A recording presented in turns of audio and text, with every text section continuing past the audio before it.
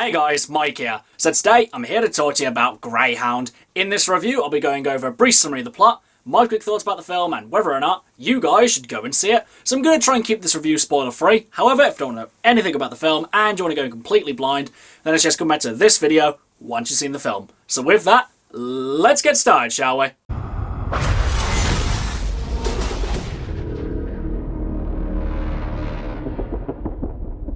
So Greyhound stars Tom Hanks as Captain Kraus. In Greyhound, in early World War II, an inexperienced naval captain must lead a convoy of Allied ships that are being stalked by Nazi U-boat wolf packs. And so we have Greyhound. So going into this one, guys, I pretty much knew next to nothing about it. Didn't know that it was a naval war movie. All I really knew is that it was set in World War II and it starred Tom Hanks.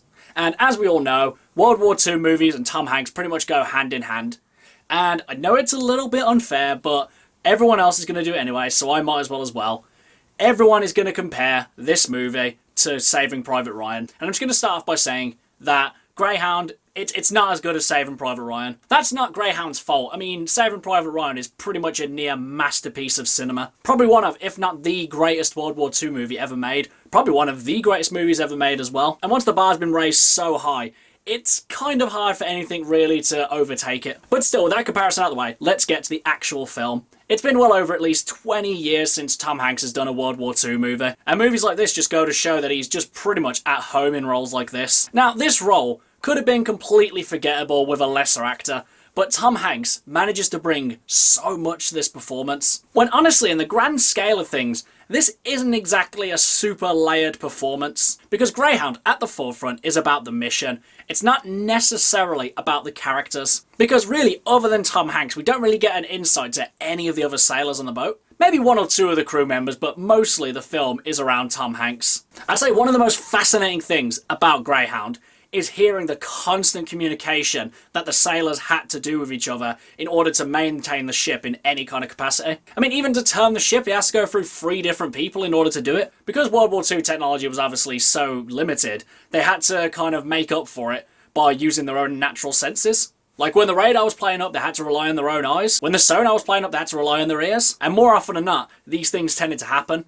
And they had to rely on the good old-fashioned human senses. And honestly, there is just no room for optimism in this story. Just when you think things are going well, they manage to blow up in their faces and they're back at square one. Because really, they're only as fast as their slowest ship. And with the German submarines being nearly twice as fast as theirs, they're able to maneuver around the whole convoy and just kind of pick off the weakest ones. And it's this constant game of cat and mouse. And I gotta say, the sound design in the German submarines was pretty entertaining. Every time the camera would pan towards a German submarine, it would make this kind of strange whale echo noise. Like as if it's a whale of death or something, or a killer whale. Yeah, I know.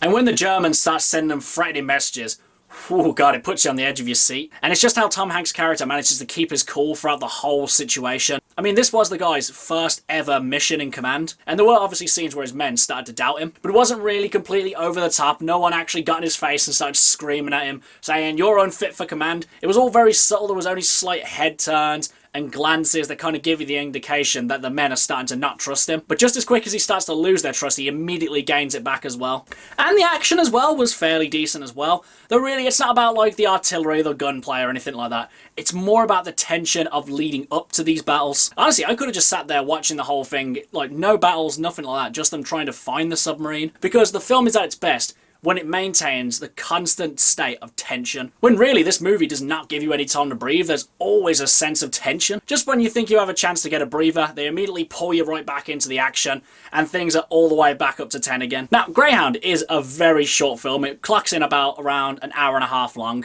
And with the excellent pacing and brilliant storytelling, this movie just completely flies by. Which at the time of the movie, I thought I was only about like 20-30 minutes in, but I'd already like finished half of the film. The CG and effects are okay at best. They're nothing to write home about, but they're not exactly distractingly bad either. And I gotta say, I really quite like the ending as well. And I gotta admit, I got a little bit choked up at it, because it was just a very satisfying and well-earned ending. Overall, guys, I really quite liked Greyhound. I wouldn't put it as high as some of my other favourite World War II movies, but it's definitely a good film nonetheless. Tom Hanks is at his usual standard of excellence, and everyone else is quite entertaining as well, though they don't really get enough time to shine as Tom Hanks does. The authenticity in this film is, again, another excellent thing, and the effects, like I've said, while not great, aren't exactly anything terrible either. And you're never really lost with this film either, because they give you constant time updates. Whenever they pan towards an Allied ship, they show you what the name was and, you know, where it's from. So while sometimes it seems like it's kind of spoon-feeding information to the audience,